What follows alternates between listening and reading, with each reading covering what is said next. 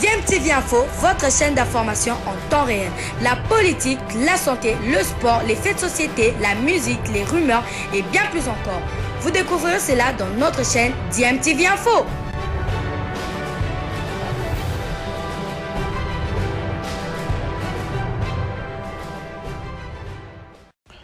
Vous êtes sur DMTV, bonjour ou bonsoir, tout dépend de l'heure à laquelle vous nous suivez. Tout plaisir est pour nous de vous retrouver, mais surtout de savoir que vous êtes nombreux en train de suivre votre chaîne YouTube DMTV. DMTV qui vous propose l'actualité, mais vous propose également des analyses et des réflexions sur des sujets d'actualité, sur des faits sociaux ou tout simplement sur des réalités que nous observons ici chez nous en République démocratique du Congo. L'actualité reste quand même toujours dominée par les éliminatoires de la Coupe du Monde Qatar 2022 avec les résultats mitigés des Léopards de la RDC qui suscitent déjà inquiétude auprès du public sportif congolais avec 2 sorties, 2 matchs nuls. Est-ce que les Léopards ont encore leur chance? Et bien sûr, c'est la déception dans le camp des Léopards de la République démocratique du Congo. Néanmoins, on peut retenir quand même quelques points positifs à ces 2 matchs que nous avons vus des Léopards. C'est vrai qu'ils ont manqué un peu de temps pour travailler suffisamment avec le nouveau staff technique. Et c'est ce que nous dit d'ailleurs l'entraîneur adjoint des Léopards, Daouda Aloupembe, qui est aussi entraîneur de Maniema Union, et Cédric Bakambu qui revient aussi sur ces 2 matchs joués d'abord ici en République démocratique du Congo à Lubumbashi contre la Tanzanie, 1 but partout, et ensuite au Bénin contre les Écureuils du Bénin, 1 but partout. La déception, bien sûr, Cédric Bakambu revient sur cela, mais est quand même content d'avoir donné 2 passes décisives à Dieu merci Mbokani, qui fait quand même un retour gagnant. Maintenant, c'est vrai qu'il faudra rester concentré pour remporter les 2 prochains matchs, pour rester dans la course et jouer ses chances tout à fond vraiment, parce que c'est encore possible avec les 4 matchs qui restent, sauf que la République démocratique du Congo étant déjà dos au mur n'a plus droit à l'erreur, surtout lors de la 3e journée avec la réception du Madagascar. Ce sera un match, c'est vrai, compliqué parce que le Madagascar, ayant perdu les 2 premiers matchs, voudra bien se rattraper. Nous risquons en tout cas de nous retrouver dans le même cas de figure que lors des éliminatoires de la Coupe d'Afrique des Nations où l'Angola avait perdu ses 2 premiers matchs, était venu ici, nous a compliqué la tâche avec ce match nul réalisé au stade des Martyrs, 0 but partout. Je vous propose de suivre Cédric Bakambu à chaud, sa réaction juste après le match contre le Bénin. Il affiche bien évidemment sa déception,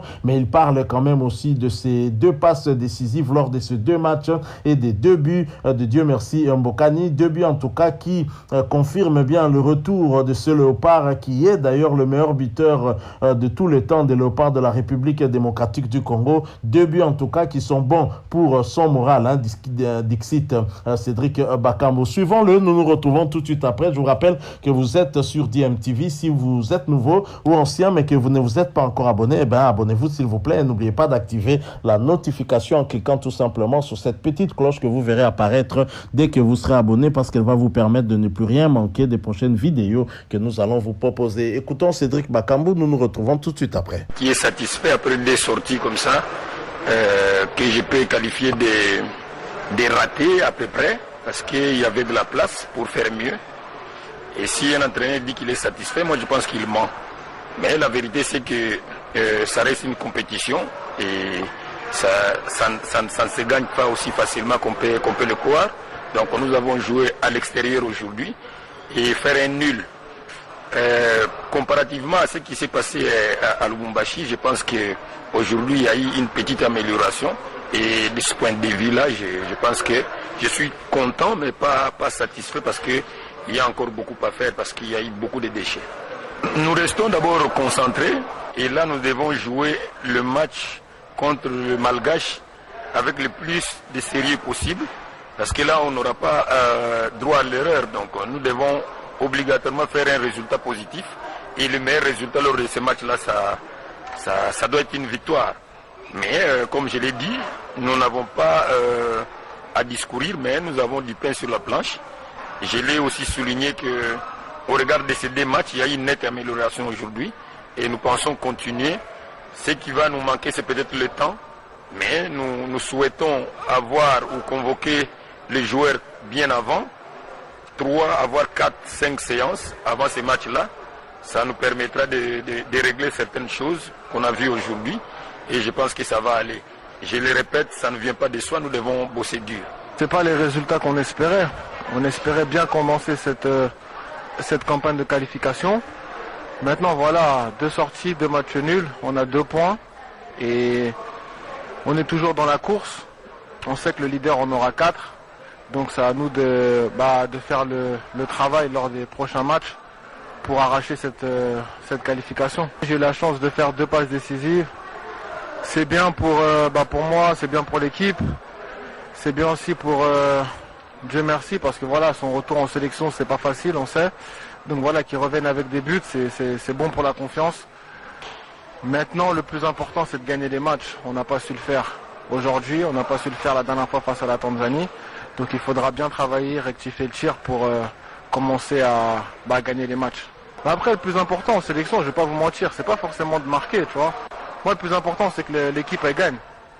On peut marquer, mais si l'équipe ne gagne pas, ça sert à rien. Donc voilà, moi le plus important, c'est que je me donne à chaque fois à fond. Quand le coach a besoin de moi, je réponds présent.